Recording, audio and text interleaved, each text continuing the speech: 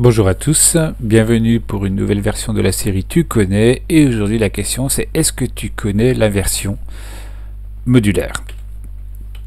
Alors, soit n un entier qui représente une base. Donc une base c'est simplement le fait de dire qu'il n'existe pas d'entier supérieur à ce n là dans notre espace à nous, et du coup notre espace c'est finalement un espace qui est composé de n éléments compris entre 0 et n-1. La question que l'on se pose aujourd'hui, c'est si je prends un entier x qui est dans cette base, alors quel est son inverse? En d'autres termes, pour répondre à cette question, ça veut dire qu'il faut que je trouve un y qui appartient aussi à cette base, tel que le produit de x et y soit égal à 1 dans cette base n qu'on a posée. Donc évidemment, il y a une autre question qu'il faut se poser, c'est est-ce que cet inverse existe toujours? Ben, c'est pas toujours le cas. Il faut effectivement que pour x, si un inverse existe, uniquement si x est premier avec n. Donc ça veut dire que le plus grand diviseur commun entre x et n est 1. Ok, très bien. On va avoir deux petits exemples qui illustrent ce principe-là. On a n qui vaut 4, on a z de 4 du coup qui sont les éléments 0, 1, 2 et 3. Dans cet univers, en fait, 2 n'a pas d'inverse. Effectivement, vous pouvez énumérer tous les entiers qui correspondent à z de 4 et tenter la multiplication et vous regardez le résultat. Donc là, on fait 2 fois 0, ça fait 0. 2 fois 2, ça fait 4. Modulo 4 égale à 0. 2 fois 3, ça fait 6. Modulo 4 égale à 2. Donc on prend tous les produits ici et on voit qu'il n'existe pas de 1. Donc il n'existe pas d'inverse pour 2 dans cet espace-là.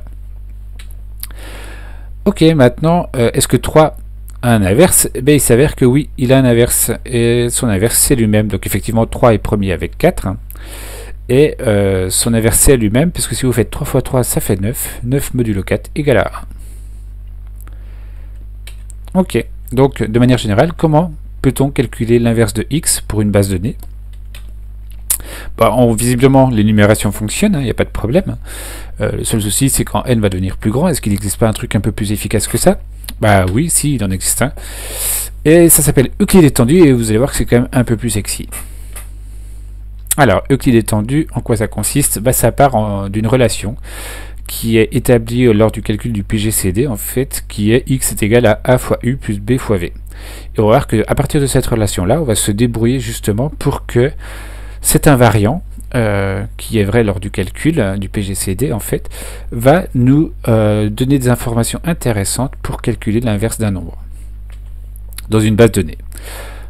Là, si nous voulons calculer l'inverse de 37 en base 50, on va poser A qui vaut 50 et B qui vaut 37.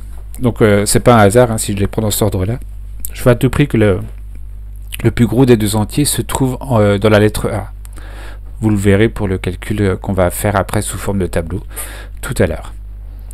Ok, et maintenant on va regarder deux cas possibles. On va regarder quand u vaut 0 et v vaut 1, et quand u vaut 1 et v vaut 0. Dans ce cas-là, la valeur de x c'est 50 quand u vaut 1 et v vaut 0. Il suffit de remplacer dans cette expression-là u par 1 et v par 0, et on voit ce que ça donne. Et effectivement, on a a fois u, a valant 50, on a bien 50 fois 1 plus 0. Donc x vaut 50. On fait la même chose pour 37, pour 0 et v qui vaut 1.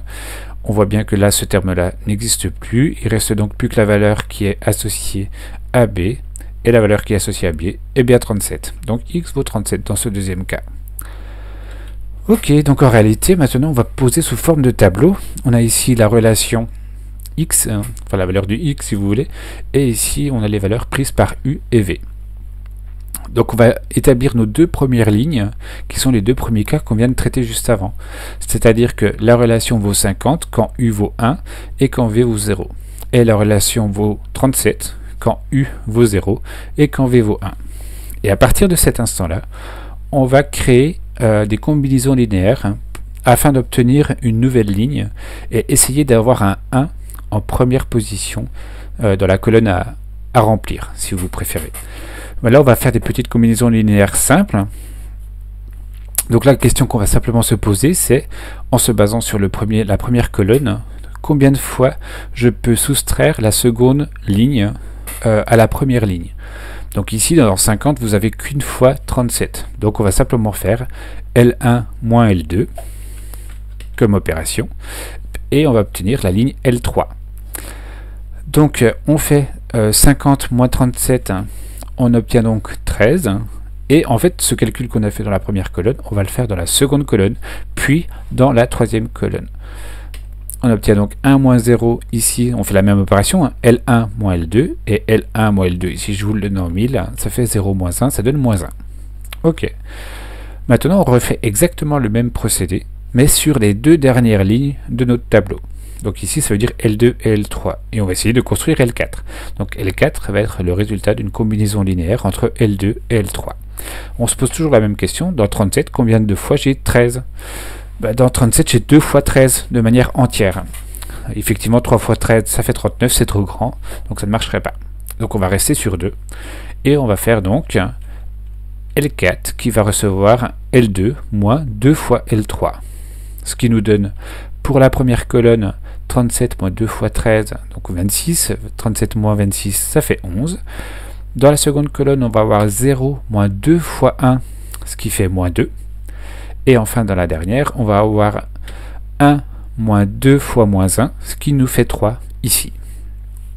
Et vous l'avez compris, le calcul, on le continue à la ligne d'après, du coup, entre les deux dernières lignes L3 et L4 pour calculer L5. Dans 13, combien de fois j'ai 11 ? Une seule fois, donc on va simplement faire L5 qui va être égal à L3 moins L4.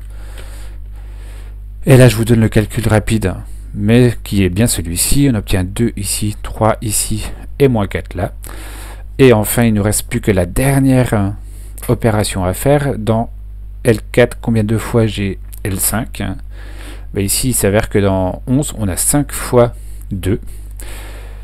Et on obtient donc cette opération-là que l'on travaille ici et on obtient donc du coup la valeur 1. Et en fait, l'algorithme doit s'arrêter une fois que dans la colonne de gauche, on obtient un 1. Une fois qu'on a trouvé le 1, on a terminé. Alors, très bien. Et qu'est-ce que ça nous donne en réalité ? Ça nous donne la chose suivante. Ok, on a, je vous rappelle, cette relation x est égal à 50 fois u plus 37 fois v. Donc ça veut dire que x vaut 1. Le 50 fois u, donc c'est 50 fois la valeur qui est prise par u moins 17, plus du coup c'est 37 multiplié par la valeur de v qui est 23. Donc on a cette relation-là. Donc on va travailler un peu la relation pour voir ce qui se passe réellement. Donc là, le mode 50, je peux l'appliquer sur les deux parties de ma somme.